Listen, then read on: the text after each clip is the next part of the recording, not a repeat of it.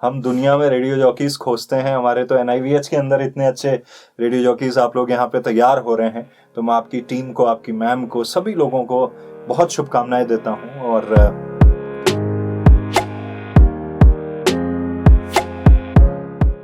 कोई ले चले फिर उन जुगनों के गांव में, मीठे मीठे पानी और अंबिया की छांव में।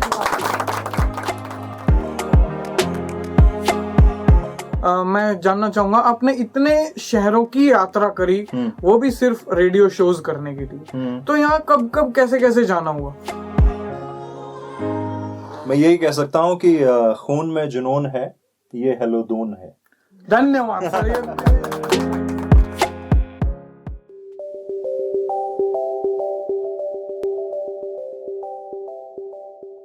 नमस्कार दोस्तों, मैं हूं आप सभी के साथ गौरव 91.2 NIVH हेलो दून पर। तो दोस्तों, आज हमारे बीच में जो महान हस्ती हैं, इनसे हम बात करेंगे। तो सबसे पहले आपका परिचय करवा देता हूं। आज हमारे साथ रहने वाले हैं RJ काव्य। ताली बजानी है? तुम्हारे लिए बजवा रहा हूं। मेरे लिए इतने अच्छे से बोला यार आपने। मेरे लिए कहां सर।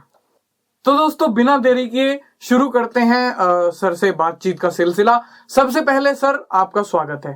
थैंक यू, धन्यवाद। और आज के कार्यक्रम में हमारे साथ बहुत सारे हमारे रेडियो के जो है, जिन्हें कह सकते हैं हीरे और मोती, हमारे साथ हैं। बहुत सारे बच्चे, बहुत सारे स्टूडेंट्स हैं, जिसमें मैं हूं, आपका अपना RJ गौरव, हर्ष है, मानसी है, अंगूरी है, सर्वेश है, सादिक है, डिम्पल है, और कोई नाम छूट रहा हो तो वो भी है। तो सबसे पहले सर, आपका स्वागत है आज के इस कार्यक्रम में। Thank you, thank you. तो सर, जानना चाहूंगा आपसे थोड़ा सा, आप अपने बारे में बताइए हमारे सभी श्रोताओं को। ठीक है, एक बात तो मैं क्लियर कर दूं पहले, न तो मैं महान हूं और न हस्ती हूं। ठीक है, तुमने इंट्रोडक्शन गलत दे दिया मेरा। तो देखिए, महानता को वो लोग अचीव करते हैं जो लाइफ में कुछ अद्भुत कर बैठते हैं, और जीते जी तो पता नहीं चलता है, उनके जाने के बाद मालूम चलता है कि उन्होंने क्या कुछ किया। और मैं सिर्फ उन्हीं लोगों को ज्यादातर महान मानता हूं जो जाने के कितने साल बाद, यानी कि जब वो इस दुनिया से चले जाते हैं, कितने साल, कितनी सदियां, कितने दशक तक वो याद किए जाते हैं, वही लोग महान होते हैं। एक नहीं तो सर, ये तो महान लोगों की पहचान होती है कि वो हम जैसे मूढ़ पुरुषों को भी बढ़ाई देते हैं। नहीं, तो थैंक यू पहले तो इस अपॉर्चुनिटी के लिए। ये पहली बार इस तरह का मौका, और ये अपने आप में बड़ा कमाल है। मैं तो यूं ही आ गया था, और जब आप लोगों से मिला, मैंने कहा यार, हम दुनिया में रेडियो जॉकीज खोजते हैं। हमारे तो NIVH के अंदर इतने अच्छे रेडियो जॉकीज आप लोग यहाँ पे तैयार हो रहे हैं, तो मैं आपकी टीम को, आपकी मैम को, सभी लोगों को बहुत शुभकामनाएं देता हूँ। और जहाँ तक रही मेरी बात, तो मैं ब्रीफ में आपको बता देता हूँ। मैं इसी उत्तराखंड राज्य के बागेश्वर जिले से आता हूँ। मेरी शुरुआती पढ़ाई वहीं हुई, 10वीं तक की। 11वीं भी हुई। चाह नहीं रहा था, लेकिन टीचर ने फेल कर दिया। तो वही लाइफ में टर्निंग पॉइंट बना। कौन से सब्जेक्ट में? मैं फिजिक्स में हुआ था जी। तो फिजिक्स में जो मुझे याद है, बाकी हो सकता है मैं एक आध में और भी हुआ होऊंगा। तो अगले दिन ही मेरे फादर ने मुझे दिल्ली भेज दिया था, और वही मेरी लाइफ का टर्निंग पॉइंट बना, क्योंकि मैंने पहली बार रेडियो दिल्ली में सुना 2004 के बाद।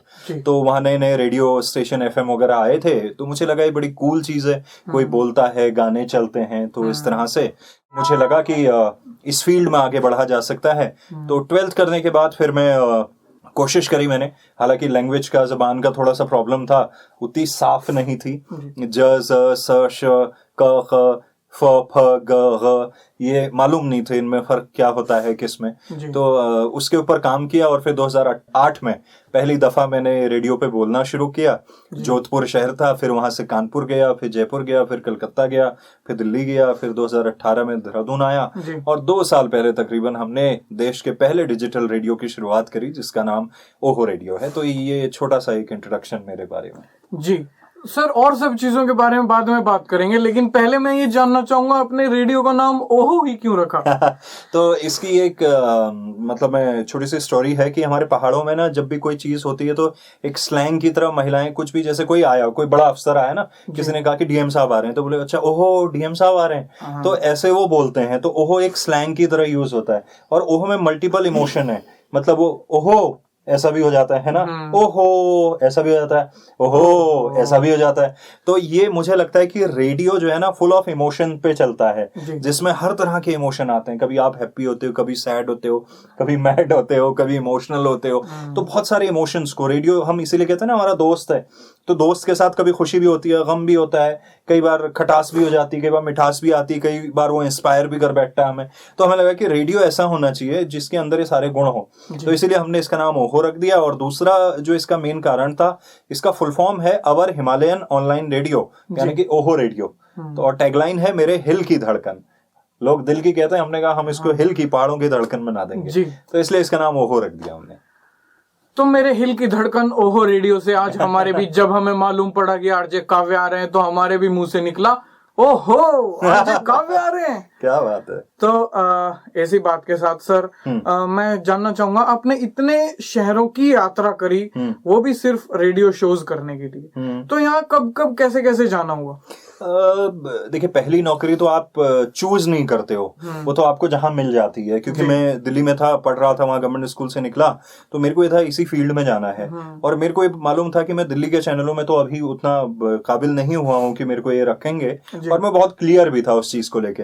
मुझे लगा कि किसी छोटे शहर से, मैं उत्तराखंड का निवासी था, तो मेरे को ये लगा कि उत्तर प्रदेश में कहीं नौकरी लग जाए, कहीं बरेली वगैरह में, क्योंकि वो बरेली का एफएम कई बार हल्द्वानी सुनाई देता था। मैं सोचता था कि कभी घर वाले, उन दिनों ये इंटरनेट इतना नहीं था, यूट्यूब फेसबुक नहीं था, तो ये सोचते थे कि रेडियो पे आवाज आ जाए और घर वाले कभी सुन लें या दोस्त सुन लें तो बड़ी बात होगी। तो मैंने सबसे पहले वहीं ऑडिशन दिया, बरेली में दिया, कानपुर में दिया, लखनऊ में दिया, फिर मध्य प्रदेश में एक शहर है वहां गया, फिर चंडीगढ़ दिया। फिर वो धीरे धीरे जहां जहां मुझे पता चलता था दिल्ली के आसपास जो शहर हैं, मैं वहां चला जाता था। तो पहली नौकरी मेरी जोधपुर में लगी। उसके बाद फिर ये हुआ कि मैंने 2.5 साल जोधपुर काम किया। फिर मुझे लगा कि अभी आगे बढ़ना चाहिए, थोड़ा सा और एक्सप्लोर करना चाहिए। तो इत्तेफाकन ये हुआ कि मैं कानपुर पहुंच गया। तो कानपुर में जब 3 साल काम किया, फिर लगा कि थोड़ा सा और आगे बढ़ा जाए। तो फिर जयपुर से एक कंपनी ने ऑफर किया, मैं वहां चला गया। फिर वहां से कलकत्ता पहुंच गया, मैं मेट्रोज में आना था। और बम्बई मुझे पसंद नहीं था, मुझे बम्बई ऑफर हुआ था 2011 में, लेकिन मेरे को शहर समझ में नहीं आया। मैं गया, वहां ऑडिशन दिया, मेरा हो चुका था, लेकिन बहुत सारी भीड़ थी। तो मुझे लगा यार मैं इस शहर में नहीं कर पाऊंगा शायद। और बम्बई ज्यादातर लोग फिल्मों में काम करने जाते हैं, और मेरे को उतना पसंद नहीं था तब ये टेलीविजन वगैरह पसंद, मतलब मुझे लगता था कि मैं उस फील्ड के लिए नहीं हूँ। तो इसलिए मैं कलकत्ता चला गया। फिर कलकत्ता गया, लेकिन वहाँ थोड़ा सा भाषा को लेके, क्योंकि उधर बंगाली में ज्यादातर लोग बांग्ला में बोलते हैं, हालांकि उनको हिंदी अंग्रेजी आती है, पर वो प्राइमरली उस भाषा का इस्तेमाल ज्यादा करते हैं, और वो मेरे लिए थोड़ा डिफिकल्ट हो रहा था। तो फिर मुझे लगा कि निकलना चाहिए। मैं वहां से दिल्ली आ गया, और फिर जब दिल्ली में काम कर रहा था, दिल्ली में अगेन मैं ये समझ ही नहीं पा रहा था कि ये इतने लोग कहाँ जाते हैं रोज सुबह, और ये शाम को किधर जाते हैं, और ये 2-2 घंटे सड़कों पे ही क्यों रहते हैं। और मैं बड़ा एग्जॉस्ट हो जाता था, सुबह 6-7 बजे निकलना, रात को 9-10 बजे घर पहुंचना। तो मैं एक दिन अपार्टमेंट में 11th फ्लोर पे ऐसी बैठा हुआ था, और ये वहीं से स्टोरी आई कि मैं देहरादून कैसे आया उसके बाद। तो मैं 11वें फ्लोर से देख रहा था, दूर दूर तक कुछ दिखाई नहीं दे रहा था, बड़ा फॉगी फॉगी सा था। तो मुझे ये लगा कि मैं करीब 10-12 साल कर चुका था तब तक काम अलग अलग शहरों में। तो मुझे ये लगा कि मैं बागेश्वर में, जहाँ मेरा घर है, सड़क है, उसके नीचे इतनी अच्छी नदी है, सामने से सूरज निकलता है, कई बार बादल आते हैं, कई बार कौसानी के आसपास आ जाओ तो बर्फबारी हो जाती है। मैंने कहा वो सब छोड़ के मैं ये कहाँ ये पोल्यूशन भरे शहर में आ गया। तो मैंने कुछ लिख दिया था ऐसे ही कि नदिया तेरे साथ बह के कहाँ चला यारे, सोचता हूँ मुझे को ये जग न भाया रे। वो दिल्ली नोएडा वाला, कोई ले चले फिर उन जुगनों के गांव में, मीठे मीठे पानी और अंबिया की छांव में,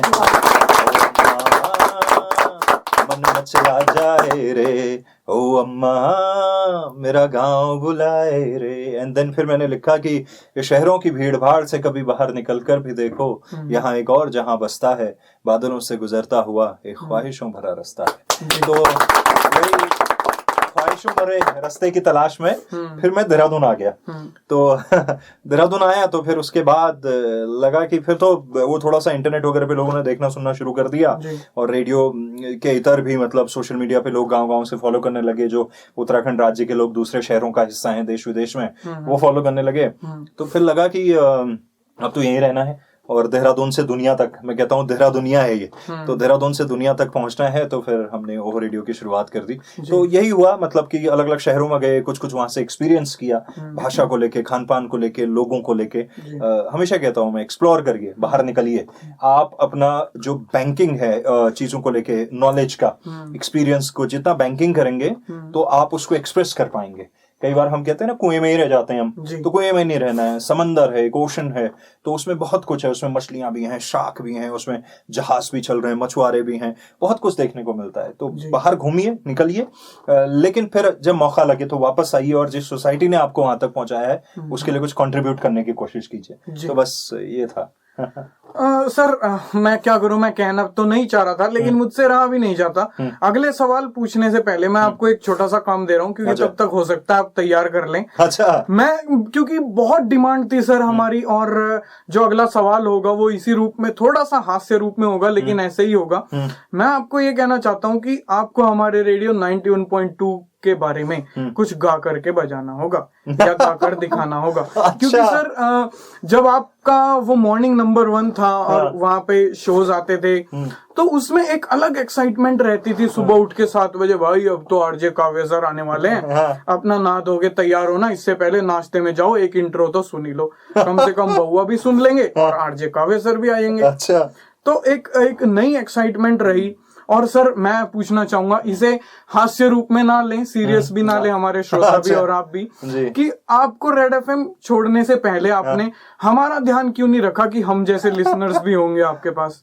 नहीं, क्योंकि देखो, अगर मैं उस वक्त पे आपका ध्यान रखता, मतलब नहीं रख पाया उसके लिए तो माफी, लेकिन अगर रख भी लेता तो 5 किलोमीटर 10 किलोमीटर आपका सुनाई देता है, 25-30 किलोमीटर उनका सुनाई देता है, तो मैं 10 से आपको खाली 20 या 25 किलोमीटर ही ले जा पाता। लेकिन आज तो है लाखों करोड़ों किलोमीटर दूर तक मैं आपको वो रेडियो के माध्यम से ले जा सकता हूँ। तो इसलिए कहते हैं ना, सब्र का फल मीठा होता है, और सब्र का फल जो है मीठा भी है और दूर तक जाने वाला भी, यानी कि देहरादून से दुनिया तक पहुंचाने वाला है। तो जब आज मैं आया हूँ तो इसके बाद मैं आप लोगों को अपने रेडियो स्टेशन इनवाइट करूंगा, तो देहरादून से दुनिया तक लाखों करोड़ों किलोमीटर दूर दूर तक लोग आपको सुन पाएंगे और देख पाएंगे। तो बस मैं इसलिए आपको जानबूझ के इंतजार करवा रहा था। जी देखिए श्रोता, ये होती है तमन्ना किसी भी व्यक्ति की। अब सर की तमन्ना तो पूरी हो गई, लेकिन हमारी तमन्ना पूरी करना हमारे श्रोताओं का काम है। तो इसके लिए आपको क्या करना होगा, जिस YouTube चैनल से ये इंटरव्यू जा रहा है, यानी 91.2 NIVH हेलोदून, इसको शेयर कीजिए, लाइक कीजिए, वीडियो जरूर देखना, लाइक करना और चैनल को जरूर सब्सक्राइब करना, जिससे कि हम भी देश दुनिया तक पहुंचे, लाखों लोगों तक पहुंचे, और कहना हमारी ओपनिंग का, जगाएं ज्ञान की, शिक्षा की, जागरूकता की अलख। वाह, क्या बात है। तो अब सर मैं जैसे जानना चाहूंगा कि आप इतने शहरों से घूम करके जब देहरादून आए, क्योंकि लंबे टाइम के लिए आप यहाँ गए थे यहाँ से, और लंबे टाइम बाद अगर हम भी देहरादून आए, हमने लॉकडाउन के टाइम में एक्सपीरियंस किया है, तो आपको कैसा लगा यहाँ वापस आने के बाद? यार, वापस आना वैसा ही होता है जैसे आप काम की तलाश में निकलते हो, लेकिन सुकून आपको घर आके ही मिलता है। जी। तो ये वैसा ही था कि जैसे कोई व्यक्ति निकलता है, बाहर काम करता है, मेहनत करता है, पसीना निकलता है उसका, और जब वो दिवाली पे घर आता है और मिठाई लेके आता है, और उस मिठाई को जब अपनों के साथ बांटता है तो आधी आधी भी बांट लेते हैं, तो बड़ा मजा आता है ना। तो मुझे लगता है कि जब मैं वापस आया तो मुझे यही लगा कि मैं देश दुनिया में गया था और वहां से कुछ लेके आया हूँ, अब अपने लोगों के बीच में इसको बांटूंगा, चाहे वो नॉलेज हो, चाहे वो हंसी मजाक की चीजें हो, चाहे हमारे लोकगीत हो, चाहे हमारे संस्कृति संस्कार हो। जिस वक्त पे हम ये बातचीत कर रहे हैं उसके एक दिन बाद फूलदेई का त्योहार आने वाला है। तो देश दुनिया ने तो यही देखा है कि बड़े शहरों में कि आपके घर में कचरा हो जाए तो बगल वाले के खाली प्लॉट में डाल दो, लेकिन हमारा उत्तराखंड बताता है कि दूसरे की देहली पे फूल भी फेंके जा सकते हैं, उनकी देहली में फूल गिराए जा सकते हैं। तो ये वो चीज है जो अब हमें यहाँ से बाहर भेजनी है, दुनिया को ये दिखाना है कि हमारा प्रदेश कैसा है। ये हरित क्रांति वाला प्रदेश है, यहाँ पे हरेला मनाया जाता है, पूजा जाता है ना। यहाँ पे भगवान मनाए, बिल्कुल, उत्तरायणी का त्योहार है, मकरैनी है, घुघुतिया त्योहार है। ज्यादातर हमारे जो पर्व हैं यहाँ पे, लोक पर्व, वो प्रकृति से जुड़े हुए हैं। हिमालय है ना। तो जब हम हिमालय के वासी हैं, हम हिम के वासी हैं, तो हमारी जिम्मेदारी बढ़ जाती है कि हम देश दुनिया को न केवल जल दें बल्कि एक आने वाला सुरक्षित और अच्छा कल भी दें, है ना। तो ये कोशिशें हैं। जी। तो अब सर, क्योंकि आपने नॉलेज कहा, उससे पहले आपने ऑडिशन कहा, तो इन सब चीजों से ले दे करके अब हम बात करेंगे एक कमर्शियल रेडियो या कम्युनिटी रेडियो और एक डिजिटल रेडियो। तो इन दोनों में आप क्या अंतर देखते हैं? क्या आपको मतलब ऐसा पाते हैं कि लोगों तक पहुंचने का नजरिया, इसे कह लीजिए, या जो भी है, क्या अंतर देखते हैं? देखिए, डिजिटल रेडियो है वो भी एक तरह से कम्युनिटी रेडियो ही है, बस ये है कि वो एक लार्जर ऑडियंस तक पहुंच रहा है। कब किसने सोचा था कि आज आप वीडियो कॉलिंग करिए और सामने वाले को आप देख सकते हैं? कब किसने सोचा था कि आज टाइप करने की जरूरत नहीं है, आप ऑडियो वॉइस कमांड से चीजें कर पाएंगे? कब लोगों ने सोचा था कि एआई इतना डेवलप हो जाएगा कि आप अपना एसी या घर का जो आपका वॉशिंग मशीन है उसको मोबाइल से चला पाएंगे? कब लोगों ने सोचा था? पहले तो होता था कि पेड़ की छत पे कैमरा लेके शूट करते थे, आजकल तो ड्रोन उड़ा दे रहे हैं। आज वो एम्स ने 1-2 महीने पहले जो है यहाँ से टिहरी तक दवाई भेज दी। तो जब तकनीकी इस लेवल पे पहुंच चुकी है, और ये विज्ञान का ही कमाल है, हम चारों तरफ ना विज्ञान से घिरे हुए हैं। बस हुआ क्या है कि हमने ज्यादातर समय विज्ञान को कैसे लिया है, मतलब किताबी, उसमें कि पास हो जाओ और निकल जाओ, जबकि विज्ञान हमारे चारों तरफ था। तो बस ये है कि डिजिटल रेडियो, कम्युनिटी, और उसमें एक फर्क ये है कि कम्युनिटी रेडियो एक छोटे रेडियस को केटर कर रहा है, कमर्शियल रेडियो एक शहर तक पहुंच रहा है, और जो डिजिटल रेडियो है वो डिजिटल की वजह से देश दुनिया तक पहुंच रहा है। वो आपकी उसी बात को लाखों करोड़ों ऑडियंस तक पहुंचाने की क्षमता रखता है। बस ये फर्क है।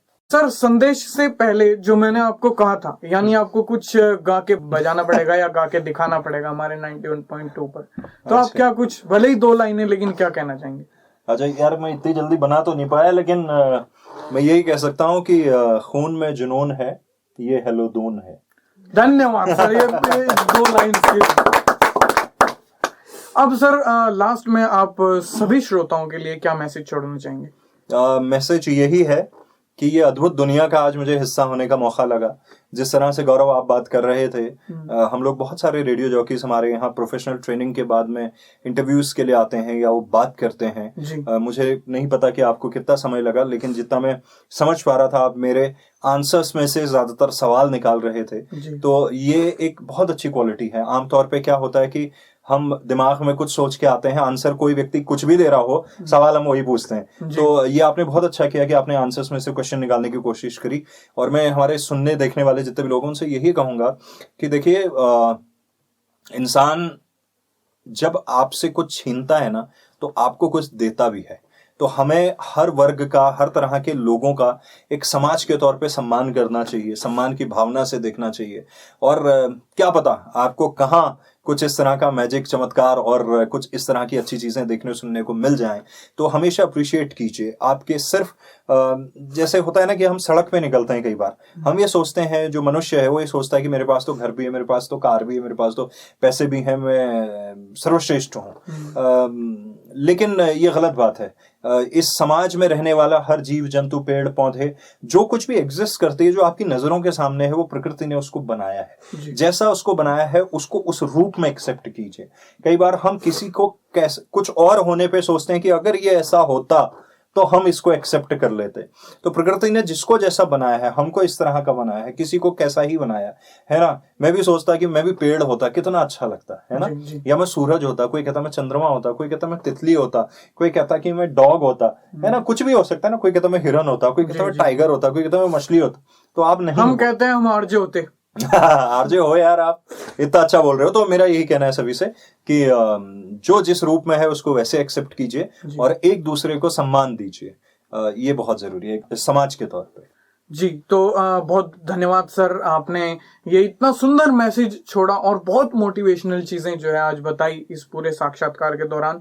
तो सर, आप हमारे कार्यक्रम में आए और हमें इतनी अच्छी अच्छी जानकारियां दी, सबसे पहले आपको बहुत बहुत धन्यवाद। Thank you. और अब दोस्तों, इस कार्यक्रम को संपन्न करने की मुझे, यानी आपके अपने होस्ट और दोस्त आरजे गौरव को अनुमति दीजिए। फिर मिलूंगा किसी नए कार्यक्रम में। तब तक के लिए हंसते रहिए, मुस्कुराते रहिए और अपना ख्याल रखिए। नमस्कार।